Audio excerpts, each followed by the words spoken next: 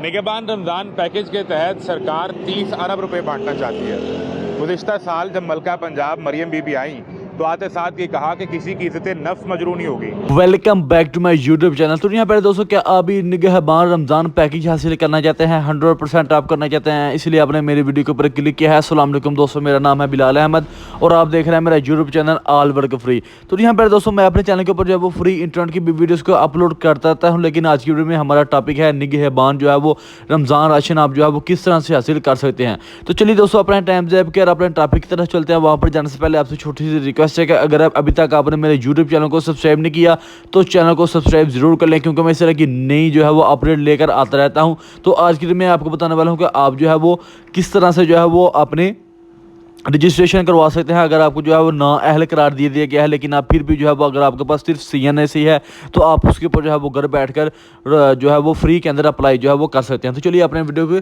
Topic की तरफ चलते हैं। अच्छा, तो व्यूअर्स, हम अपने मोबाइल की स्क्रीन पर आ चुके हैं। आपके सामने हम सब कुछ करने जा रहे हैं, तो आपको सब कुछ आसानी से समझाया जाएगा।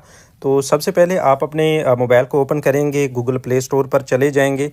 तो यहाँ पर हम ऐप स्टोर को ओपन करते हैं, क्योंकि हम आईफोन यूज़ कर रहे हैं। तो आपके पास गूगल प्ले स्टोर मतलब सेम इसी तरह वर्क करेगा, ठीक है। तो यहाँ पर आप लिखेंगे वाया, ठीक है। तो जो ही आप वाया लिखेंगे तो आपको यहाँ पर वाया ब्राउज़र जो है ये मिल जाएगा, ठीक है। ये वाला बिल्कुल इसी तरह होगा, ठीक है।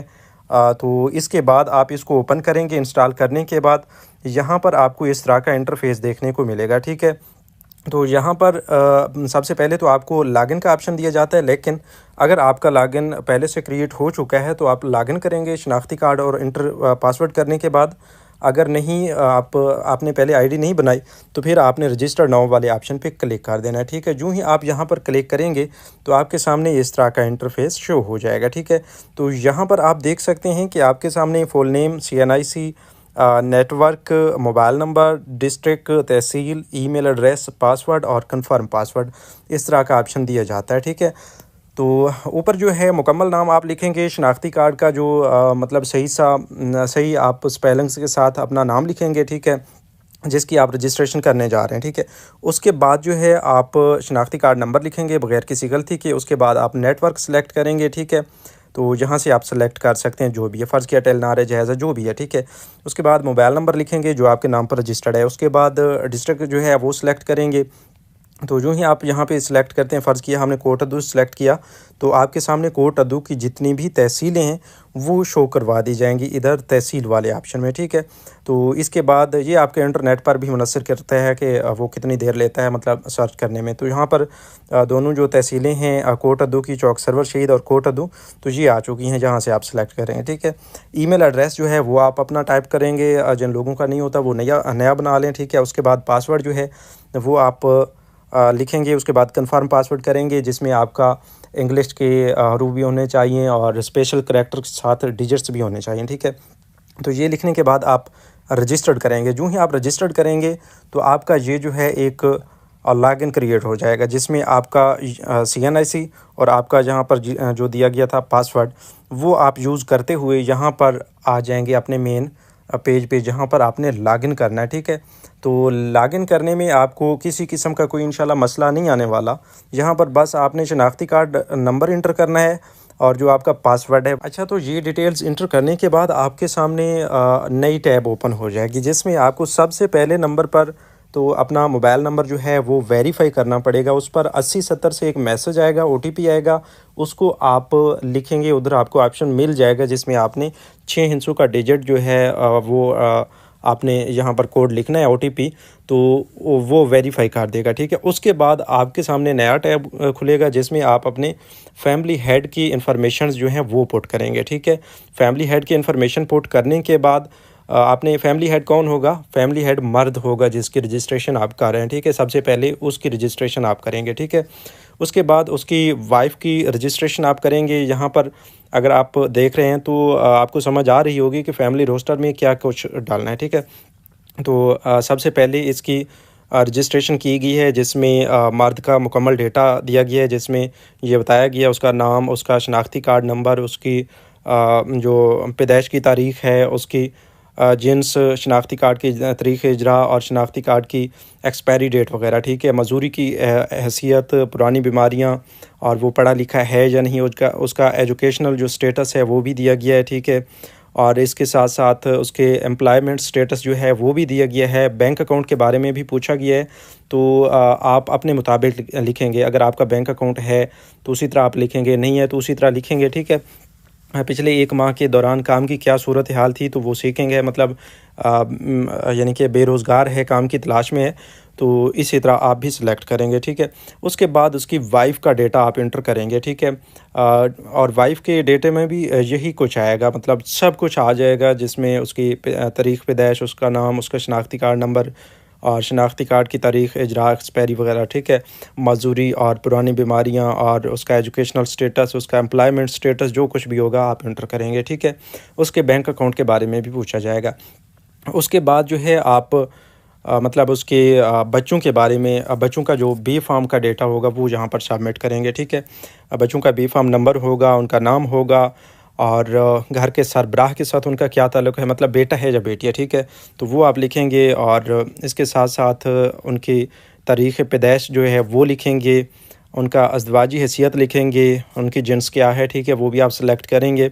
मजदूरी, पुरानी बीमारियां, उनका एजुकेशनल स्टेटस। हाँ, यहाँ पर एक और चीज़ नोट कर लें कि उनका एजुकेशनल स्टेटस आपने सही से देना है कि वो किस क्लास में पढ़ रहा है और इससे पहले उसने किस क्लास में अपना इम्तिहान पास किए हैं और अब किस क्लास में पढ़ रहा है, ठीक है। इसी तरह जो है अब इस वक्त उसका स्कूल में इंदराज है या नहीं, वो इसी तरह ही आप लिखेंगे जो कुछ आपसे पूछा जाए, ठीक है। इसके साथ साथ उसकी पिछले 1 माह के दौरान काम की जो सूरत हाल है वो भी आप बताएंगे। तो अगर वो सिर्फ स्टूडेंट है तो आप वहाँ पर नॉट सीकिंग का 3rd नंबर पे ऑप्शन मिलेगा, उससे आप सिलेक्ट करेंगे। जी, हमारे पास एक जो ऑलरेडी फिल्ड डेटा है वो हम आपके साथ शेयर कर रहे हैं, ठीक है। तो वैसे आपके सामने ये पोर्टल ओपन किया गया तो किसी किस्म का कोई मसला नहीं है, अभी आपके सामने ही चल रहा है, ठीक है। तो यहाँ पर आप देख सकते हैं उसके बाकी, मतलब एक बेटे का डेटा जो है वो इंटर किया गया है। कुछ डिटेल्स हमने हाइड की हुई हैं यूट्यूब पॉलिसी और पर्सनल आइडेंटिफिकेशन की वजह से। तो इसी तरह उसके बाकी जितने भी बच्चे बच्चियां हैं उनकी क्लासेस मैथ, उनका पूरा डेटा जो है आपने इंटर करना है, ठीक है। ये बे फार्म जो है ये आपने इंटर लाजमी करने हैं, इसी की बुनियाद पर आपकी अहलियत का तयन किया जाएगा, ठीक है। अच्छा, यहाँ पर आप ये बे फार्म्स का डेटा अपडेट करने के बाद आप नेक्स्ट पेज पे चले जाएंगे, ठीक है। तो जहाँ पर आपको करंट एड्रेस का ऑप्शन मिलेगा, जिसमें आप डिवीज़न, आपकी डिवीज़न क्या है, आपका ज़िला कौन सा है, आपकी तहसील कौन सी है और यूनियन काउंसिल कौन सी है, गांव जगह का नाम क्या है और इसके साथ साथ जो है डाक का पता क्या है, इलाका मतलब आपका शहरी है, देहाती है, ठीक है। इस तरह आपका डाकखाना कौन सा है, आपका मुस्तकिल और मौजूदा पता एक जैसा है या नहीं, ठीक है। तो वो भी आप यहाँ पर डाल सकते हैं, ठीक है। फिर परमानेंट एड्रेस जिनका सेम है तो उनका सेम आएगा, जिनका मतलब चेंज है तो उनका चेंज आएगा, उसी तरह आप लिखेंगे। कॉन्टैक्ट नंबर जो है वो आप यहाँ पर टाइप करेंगे, जिसमें मोबाइल नेटवर्क और मोबाइल नंबर होगा, ठीक है। तो आप 2 नंबर भी दे सकते हैं यहाँ पर। उसके बाद जो है आप सेव करके नेक्स्ट करेंगे तो आपके सामने एसेट इन्फॉर्मेशन का ऑप्शन आएगा, ठीक है। तो इसमें आप बताएंगे कि आपका ख़ानदान जिस घर में रहता है वो आपका ज़ाती है या आप किराए के घर में रहते हैं, और आपके घर की दीवारों का अहम मटेरियल क्या है, छत के लिए कौन सा मटेरियल इस्तेमाल किया गया है, घर की नौइयत क्या है, रेजिडेंशियल है या उसके मुताबिक आप सेलेक्ट करेंगे, ठीक है। और आपके कमरे कितने हैं, खाना पकाना के लिए आप किस चीज़ का इस्तेमाल करते हैं, मतलब गैस, लकड़ी वगैरह, ठीक है। इसी तरह और भी काफ़ी सारे सवाल, मतलब बिजली का कनेक्शन, गैस का कनेक्शन, ये चीज़ें आपके पास हैं या नहीं हैं, और बिजली के कौन से आलात आप इस्तेमाल करते हैं, और आपके पास मवेशी मतलब भैंसें, गायें, बकरियां, भेड़ें वगैरह हैं या नहीं, ठीक है।